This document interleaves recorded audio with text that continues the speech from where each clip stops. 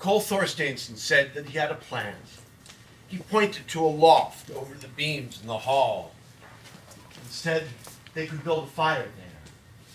They kindled the blaze with that pile of chickweed in the back of the house. The people inside were unaware until fire rained on them all throughout the house. Flosie's men set fires in front of the doors. Scarphaven said, "Building a fire, boys. Are you going to cook something?" Barony said, "Yes, Scarphaven. We're going to cook you." That is how you reward me for avenging the death of your father. You are the kind of man who places greater value on lesser duty. The whole house began to burn. Njal said to the household, "Have faith in God. He is merciful. He will not let us burn, both in this world and the next." He called out to Flosi and asked if he would make a settlement with his sons or let anyone leave. Flosi answered, "I will make no settlement with your sons. We will not leave here until they are dead. But we will let the women and the young and the servants leave. We have no quarrel with them." So Njal said that all those who had been allowed must leave. Thorhala Asgrim's daughter said that her parting from Flosi would be much different than she had expected. But she said she would tell her father and her brothers about this burning, and she would incite them to vengeance. Some of the women suggested that Helgi should disguise himself and leave with the women. Helgi said, "Ladies, that's a good plan, but no! I must stay here with my brothers."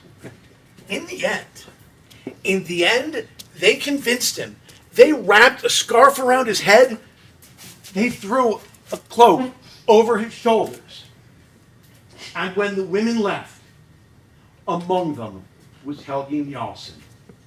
Flosi said, "That tall woman with the broad shoulders. Grab her!" Helgi flung off the cloak and he drew his sword and he killed a man. Flosi stepped up and with one blow severed Helgi's neck.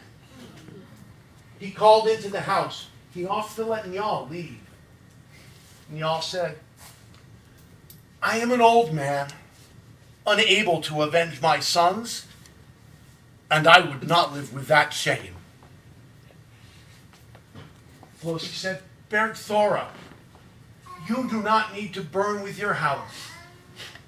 She said, "When I was young, when I was given to Njal, I promised one fate would await us both. But somebody should take Kari's son, Thor, out of this fire." The boy said, "Grandmother, you promised me that we would always be together. I think it better that I should die with you." Bergthora asked Njal what they should do next. Njal said they should go to their bed and lie down. So they went there. They lay down, Njal and Bergthora, with the boy between them. An ox had been slaughtered recently and its hide was nearby. And Njal asked the foreman to cover them with the hide. He did so. Then Njal crossed himself and the boy. They placed their souls into God's hands. No one heard him speak after that. Scarphaven said, "Our father has gone to bed early, but that is to be expected. Yeah. He is an old man." Flosi's men hurled spears into the building. But Scarphaven and Grim and Carrie caught the spears and threw them back, along with burning pieces of the house. Flosi said, "Stop this.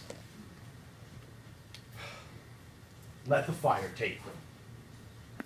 At one end of the hall, a burning crossbeam had fallen. Carrie said to Scarphaven, "We can run up this crossbeam and escape the house. The smoke will hide us. You go first. I will be right behind you." Scarphaven said, No. You go first. I will be right behind you." Kari spoke. "Each man is obliged to save his own life, and I will do so here.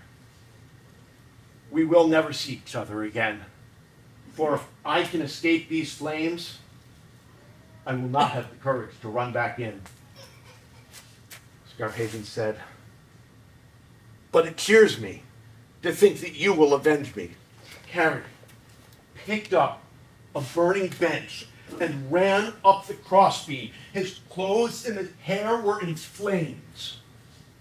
He took the bench and he hurled it down at the attackers, and they scattered. He jumped down and he hidden by the smoke. He crept away to a small stream where he quenched the flames on himself. Then he rested for a while in a place that is still called Carrie's Hollow. Some of Flosie's men thought they saw someone jump from the roof, but others convinced them that it was Scarphaven, and he had thrown down another burning piece of the building. Now to return to Scarphaven, and he fell. He tried to climb the wall, but the burnt and hanging crossbeam fell and hit him, knocking him to the floor. He said, "I see now how it will be." Gunnar Lambeson leapt to the top of the wall. He called down, "Are you crying, Scarphaven?" Scarphaven said, "Not at all. When smoke gets in your eyes, they sting. Are you laughing?" Gunnar said, "Yes. Yes, for the first time since you killed Thrain, I am laughing." Scarphaven said, "Well then, if you miss Thrain, here is something to remember him by." From his pouch, he took one of the teeth that he had hacked from Thrain's jaw. He threw it into Gunnar's eye. The tooth knocked the eye out, and the eye dangled on Gunnar's cheek. Gunnar fell off the wall. Scarphaven and Grim stamped out the flames until Grim died. All at once, what remained of the roof collapsed, and Scarphaven was pinned between burning roof and burning gable wall. He could not move. Flosi and his men stayed by the fire all night until well after dawn.